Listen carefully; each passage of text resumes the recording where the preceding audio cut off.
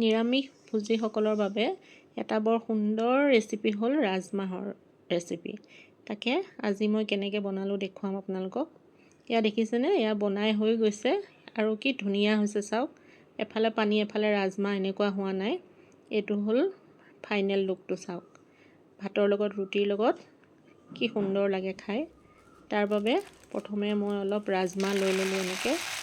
এইখিনি অলপ সৰু সৰু ৰাজমাহটো, আপোনালোকে ডাঙৰটোও ল'ব পাৰে, একেই কথা। আৰু গোটেই ৰাতিটো মই ৰাজমাহখিনি ধুনীয়াকৈ তিয়াই থৈ দিম, বা 4-5 ঘণ্টা সময় ভালকৈ কোমলি যোৱাকৈ তিয়াই থ'লেই হ'ল। পিটিকি চাব ভালকৈ, যেতিয়া ভাঙি যাব বাকলিটো এৰি যাব জানিলে হৈ গ'ল। তাৰপিছত এটা কুকাৰত তেজপাত, এটুকুৰ ডালচেনি, 2টামান ইলাচি আৰু লং 2টামান দি মই ৰাজমাহখিনি সিজাই ল'লোঁ। চাওক কি ধুনীয়াকৈ ভাঙি গৈছে। আৰু এনেকৈ গোটা গোটা গৰম মছলা দি সিজালে কি হয়, তাৰ পানীটোলৈ গোটেই মছলাৰ ফ্লেভাৰটো আহি যায়, গৰম মছলাৰ ফ্লেভাৰটো আহি যায়। আৰু অলপ এনেকৈ বইল ৰাজমাহ মই কাঢ়ি থৈ দিছোঁ। এইখিনি কিয় কাঢ়ি থৈছোঁ মই পিছত আপোনালোকক দেখাম। অলপ ৰাজমাহ এনেকৈ কাঢ়ি থ'লোঁ।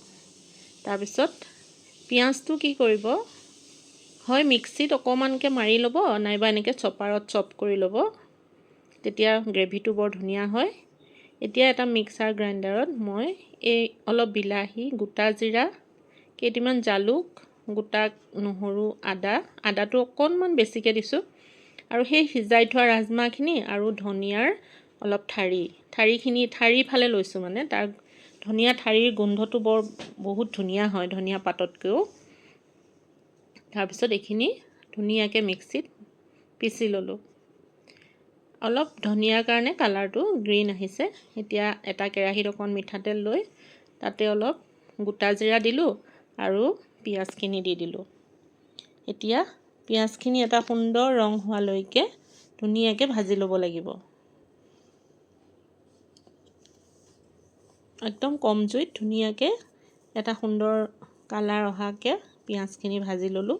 আৰু তাতে সেই মিক্সিত মাৰি থোৱা গোটেই মছলাখিনি দি দিলোঁ। এতিয়া ভালকৈ মছলাখিনি ভাজিব লাগিব, কেঁচা বিলাহী আৰু কেঁচা নহৰু, আদাৰ গোন্ধটো যোৱালৈকে। আৰু অকণমান নিমখ দিলোঁ, কাৰণ ৰাজমাহখিনি সিজাওঁতেও নিমখ দিয়া আছিলে।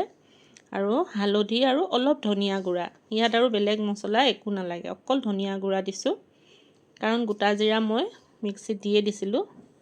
এতিয়া এইখিনিত সেই যে ৰাজমাহ সিজাই থোৱা পানীখিনি, সেই পানীখিনি অকণমান দি দিলোঁ, কাৰণ তাত গোটেই গোটা গৰম মছলাৰ ফ্লেভাৰটো সোমাই আছে, আৰু সেই ফ্লেভাৰটো মছলাখিনিলৈ আহি যাব। আৰু অলপ সময় ঢাকি দিলোঁ যাতে বিলাহীখিনি ভালকৈ সিজি যায়। তাৰপিছত এনেকৈ লৰাই ভাজি থাকিব, যেতিয়ালৈকে পূৰা পানীটো শুহি নাযায়। এনেকৈ 2-3 বাৰ ঢাকি দিব, আকৌ লৰাব। এনেকৈ একদম ড্ৰাই কৰি পেলাব মছলাটো ভাজি ভাজি। এয়া মছলাখিনি ভজা হৈ গৈছে। এতিয়া ইয়াতে সেই সিজাই থোৱা ৰাজমাহখিনি ঢালি দিলোঁ। এতিয়া ধুনীয়াকৈ ৰাজমাহ আৰু মছলাটো ধুনীয়াকৈ মিক্স কৰি অলপ উতল আহিবলৈ দিব। এনেকৈ ধুনীয়াকৈ মিলাই দিলোঁ, আৰু হিটটো বঢ়াই থোৱা আছে। সেয়া সুন্দৰকৈ এটা উতল আহি গ'ল, চাওকচোন কি ধুনীয়া ৰং আহিছে। আৰু খাবলৈ ইমান ধুনীয়া হয় নহয়, মাছ মাংসই পাত্তাই নাপায়। দেখিছেনে, একদম পানী হৈ যোৱা নাই। আৰু সেই যে ৰাজমাহখিনি আচলতে মিক্সিত মাৰি দিছিলোঁ, তাৰ কাৰণেই গ্ৰেভিটো ধুনীয়া হৈছে। এতিয়া একেবাৰে লাষ্টত অকণমান তাৰকা দিম, তাৰ বাবে এটা কেৰাহীত অকণমান বাটাৰ আৰু অকণমান ঘি মিক্স কৰি দিলোঁ। ঘি আৰু বাটাৰ বেছিকৈও দিব পাৰে, যিমান বেছিকৈ দিয়ে সোৱাদটো বেছি ধুনীয়া হয়। মই যেনিবা বহুত বেছি দিয়া নাই। আৰু তাতে অলপ কচুৰি মেথি এনেকৈ দি দিলোঁ। ইয়াতে কেঁচা জলকীয়াও দিব পাৰে দেই ফালি। মই জ্বলাটো আচলতে কেঁচা জলকীয়া দিছিলোঁ কাৰণে নিদিলোঁ, কিন্তু দিলে ফ্লেভাৰটো বহুত ধুনীয়া আহে। তাৰপিছত উতলি থকা ৰাজমাহখিনি তেনেকৈ এইখিনি ঢালি দিলোঁ। ঢালি পেলাই ধুনীয়াকৈ লৰাই, দেখিছেনে কি ধুনীয়া লাগিছে। এনেকৈ ধুনীয়াকৈ লৰাই দিলোঁ।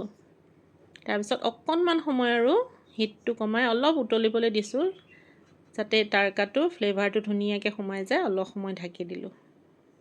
3 মিনিটমানৰ পিছতে ঢাকনা উঠাই দিলোঁ আৰু এয়া ধুনীয়াকৈ ৰেডি হৈ গ'ল ৰাজমাহ কাৰী। ৰুটি আৰু বা ভাতৰ লগত খাব পৰা এটা সুন্দৰ ৰেচিপি।